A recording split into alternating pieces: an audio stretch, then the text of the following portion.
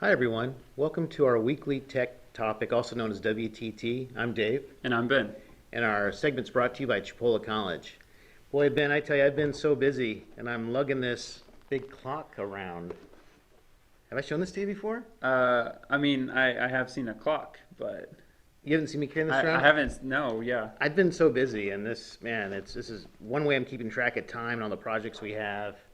It's Are, kind of burdensome. are you just lugging it around? Yeah, I mean, yeah. If I can find a way to strap it to my wrist or something, but yeah, if there'd be some way to handle all these projects better, so it's definitely something to work on. Speaking of time and clocks, today our segment is about time management and productivity. So, That's timely. yes. Yeah. Today we would like to discuss three important practices that you can do to improve your productivity and time management.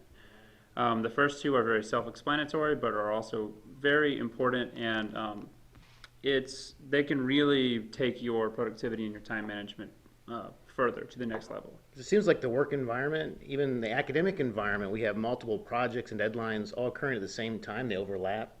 So kind of navigating that pathway is important for students, anyone in the workplace these days. I agree.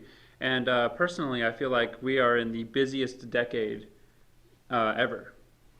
People have multiple projects. Many students are working full time while also attending college full time. And it can really take a heavy load on people. So, understanding time management and putting these into practice can really, really help to optimize your day and allow for some free time later for you to escape or relax. Yeah, there's some great technology-based resources that can help us manage our time better, and just some concepts that you have in store to share with the audience today. Yes. So the first one I would like to talk about is setting goals. Setting goals sounds like a very self-explanatory thing, but a lot of the time people can lose track of that. For example, setting goals, prioritizing those goals, and then completing the more important tasks first will allow you to open your day up. For example, if I have a final exam that I have to do in Respondus, our proctoring system here at Chipola, and then I have something like check my mail. Well, first things first, one would want to do the exam first as soon as they're ready, because that one carries a heavier weight throughout the day compared to walking outside and checking your mailbox. And then base those on when the deliverables due. Right. Sometimes you may want to address the one that people are screaming the loudest, or that Yes. has the largest weight to it when they're all at the same time. That's clear, but when they're not all at the same time, the temptation, the human tendency, right, is to address the one that seems to be the bigger one. But you sometimes, and many times, you can actually wait and kind of Yes. work your way there. So the Yes. goal setting is key. Urgency really does play a large factor into this as well. The second topic that I would like to talk about is scheduling things. Now, this also sounds pretty self-explanatory. Scheduling things such, not necessarily like scheduling a doctor's appointment or scheduling, an appointment to talk to your advisor, but more of a scheduling certain tasks throughout the day.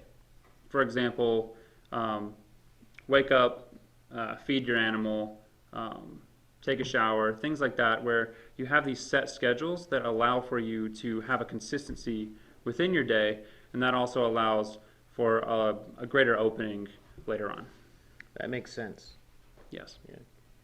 And the final one, which is more of a lesser known practice that I highly recommend doing, is called the Pomodoro technique. It was named after a tomato by I think it was an Italian inventor or a philosopher. I'm not entirely sure about that, so let us know in the comments if you know. But it's basically a time management technique where you work for about 25 minutes, not 25 hours, 25 minutes, and then you take something like a 5 to 6 minute break, and then you continue doing that until you have worked 4 25-minute sessions, and then you take a longer break. And this allows for your time management and your productivity it kind of boosts it in a sense. A lot of people think that taking breaks actually hurts your productivity, but to a degree, it improves your focus compared to, say, working for 3 hours straight and not taking a break. Over time, your productivity will go down and you will actually work slower than you would taking breaks. And taking those breaks, boy, during a graduate class, they had this seminal approach to management called management by walking around. That sounds kind of straightforward, but interesting topic, interesting way to describe a technique. But if you do take those breaks, you can actually interact with others, collaborate. You can see if they have any projects or tasks that you can help them with, you know, Yes. while you're stretching your legs and, you know, kind of getting some fresh air. So Refreshing. That's a good approach. Yes. And there are technology resources too. I mean, are there any things you think that could help me instead of carrying this big clock around? Well, if you know that your phone screen has a clock on the front, right? Oh yeah, and I could just use my like alerts and stuff on my smartphone. Exactly. That would be so much easier. This is burdensome. Doesn't Oh. even fit in my backpack. Yeah, I was either. wondering, Yeah. like, Yeah. you can't fit that in any pockets. Yeah.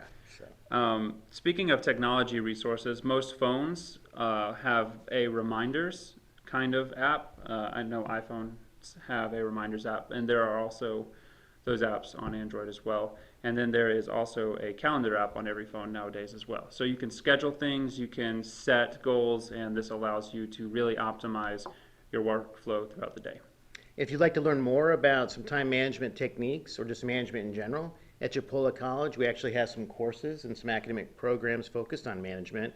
We have an Associate of Arts in Business, we have some business-based certificates, and we have our Bachelor's of Science in Business Administration as well. And you can actually major in management and learn more about these great authors. That tomato one you mentioned, so Yes. that was one that we've talked about and studied back in the day too. So. Yes, and in fact, many of the topics that we discussed today, I learned in several of the management courses over my journey through the bachelor's courses.